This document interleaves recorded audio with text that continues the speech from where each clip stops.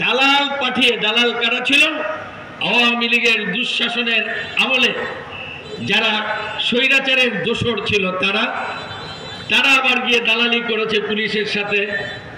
যে গ্রেপ্তার হয়েছে তাকে ছাড়িয়ে আনা যায় টাকা দিলে, সেই অর্থ দিয়ে মানুষকে নিঃশেষ করে দিয়েছে।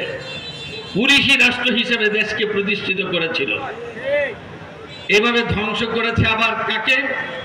আইন বিভাগকে, বিচার বিভাগকে।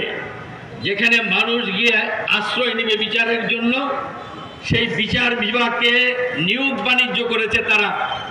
আওয়ামী পরিবারের কারা আছে আর কারা ঘুষ দিবে, মেধার ভিত্তিতে নয়, ঘুষ এবং তাদের স্বজনদের চাকরি দেওয়ার ব্যবস্থা করেছে। এবং বিচার বিভাগকে তারা নিজেদের ইচ্ছা মতো ব্যবহার করেছে।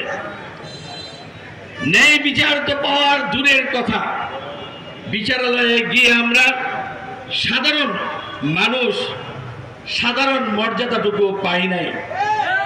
সন্ত্রাসীদের দ্বারা বেষ্টিত ছিল, সরকার যা অর্ডার করত সেই অনুযায়ী বিচারের রায় দেওয়া হতো।